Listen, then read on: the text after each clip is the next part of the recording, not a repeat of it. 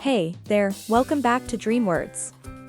Today's episode is all about breaking a common struggle, understanding English, but not being able to speak it.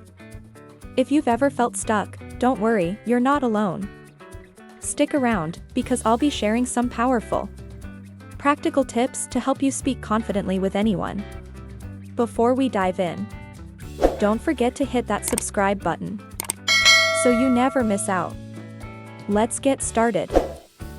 Welcome back, everybody, to the deep dive. Now, today, we're diving into something a lot of you have asked for. It's understanding English. Yeah, You got that down, Pat. absolutely. But speaking it, Yeah. A lot of people have said it's like, Right. okay, I can... I know how to ride a bike in theory, Yeah. but to actually do it is a whole other thing. Exactly, and that's what we're tackling today. Yeah, and the good news is you're already halfway there if you can understand. Okay. The language, you're already halfway there. Look, so no more silent mode. That's right. Right, we're finding our voice, unleashing it. Exactly. Yeah. And it all starts with understanding why there is this gap. Okay. The first place, why you can understand but can't speak. So it's not just enough to binge watch Netflix and hope it all works out. Well, I mean, it can help Okay. with your vocabulary and listening comprehension. Sure. But it's not enough to get that muscle memory for speaking. Oh. It's kind of like you can read every book about playing the piano. Right. But until you sit down and actually practice, you're not going to develop that dexterity. I got it. So how do we start building those muscles? Yeah. What's the first step? The first technique is something called shadowing. Oh, shadowing. I've Yeah. dabbled, Okay. like trying to copy my favorite actors and stuff. Right. What makes it so effective? You're training your brain to connect sound and speech Oh. by mimicking a native speaker's rhythm, intonation, pronunciation. So it's not just about repeating words. Right. It's about like You getting... want to capture Yeah. that natural flow. Yeah.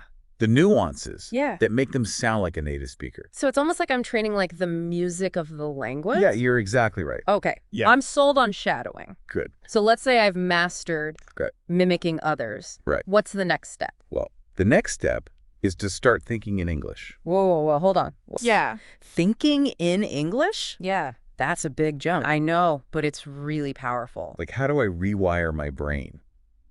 Start small. Okay. Be consistent. Okay. Instead of translating from your native language, Right. try to just form simple thoughts in English. So, like, if I'm making coffee in the morning, Right. I should be thinking, like, okay, Yeah, coffee time. exactly. 2 scoops extra strong. That's it. Got it. Yeah. So I'm catching those everyday thoughts, Yeah, but consciously saying them in English. exactly. Yeah. You can narrate your day in English. Narrate my day. Yeah. What does that mean? So as you're going about your activities, Okay. just talk to yourself in your head. Oh, okay. Like describe what you're doing, what you're seeing. So it's like a running commentary in my head, That's exactly right, but in English. but in English. Okay, I like that. Yeah. So we've got shadowing. Yeah. We've got thinking in English. Right. What else can we add? Interact with real people. Using language exchange apps. Language exchange apps. Okay. Have you ever tried those? I've downloaded a few, Okay. but I've been a little afraid to Yeah. actually use them. I understand it can be nerve-wracking, but everyone on these apps is there to learn. Right. They're not expecting perfection. Okay. What are some good ones, you asked? Yeah. Like what are some that you would recommend? Well, there's HelloTalk, Okay. Tandem, Mm-hmm. italki. So I can find a language partner who's Yeah. learning my language. Exactly. And we can help each other. That's it. It's a win-win. Okay. You get to practice your English. Right. They get to practice your native language. Perfect. And they have text chat, voice calls, video calls. But how do I break the ice? Keep it simple. Mm-hmm. Be authentic. Yeah. Introduce yourself, mention your goals. Like, hey, Yeah. my name is so-and-so. Right. I'm learning English. That's perfect. I'd love to practice. Yeah. Okay. I like short, sweet, to the point. There you go. All right. What's another tip? Practice with AI tools. Wait, AI? Like chatbots. ChatGPT. That sounds very futuristic to me. It is. Okay. But these AI language models have come a long way. So it's like having a practice partner Right. 24/7, Exactly. but without the pressure. That's right. Okay. How would I use that? You can ask it to role play, Okay. like ordering food at a restaurant, Oh, I like that. and you practice speaking your order out loud. It's like a safe space to practice Exactly. before I do the real deal. That's right. Love that. Okay, what else? Okay, this one is all about self-assessment and feedback. Okay. Record yourself speaking. Recording myself. Yeah.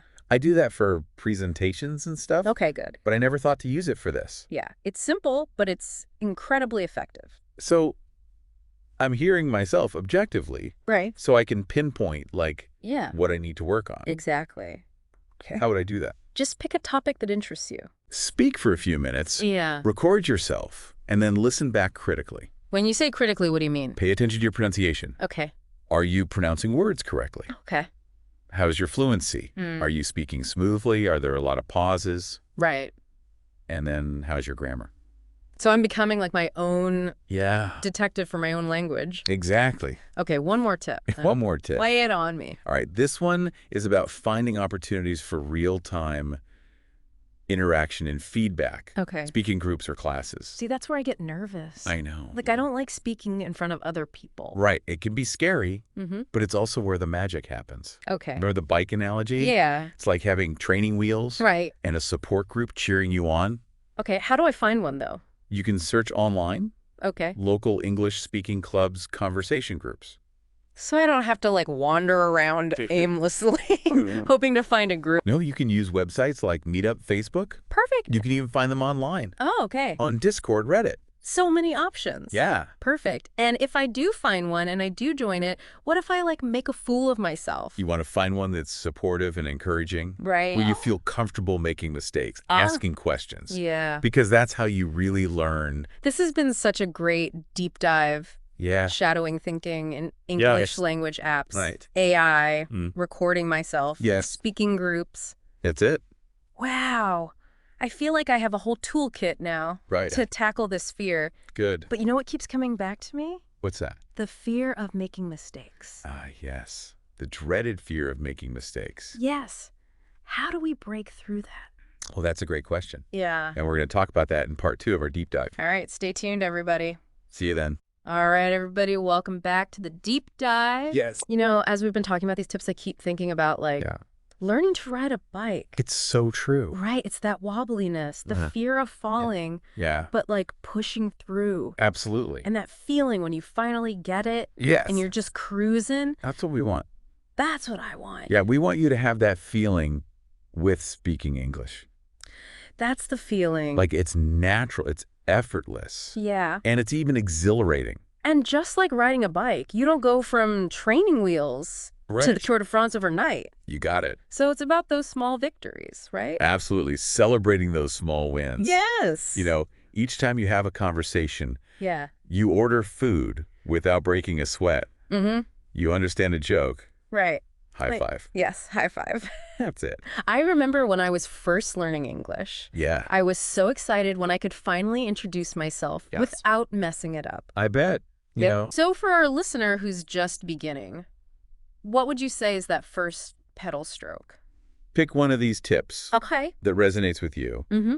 and try it today, Okay. just for a few minutes. Got it. It could be shadowing a song, Okay. writing in your thought journal, Mm-hmm.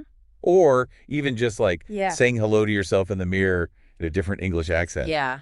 Just anything to get you started. To get going. Yeah. Now, as you gain momentum, remember those 3 reframes. Ah, yes. The reframes. What was number 1? Number 1 Remind us. is view mistakes as learning opportunities, Okay. not as failures. So instead of beating myself up for a grammar mistake Right. or a pronunciation error, Exactly. I should be thinking, okay, Yeah. this is a sign I'm pushing myself. You got it. Okay. It's a chance to learn something new. It's like falling off the bike when you're first learning. Exactly. Right. Each fall taught you something. It's helping me get better. Yeah. Okay, what's number 2? Number 2, focus on communication, not perfection.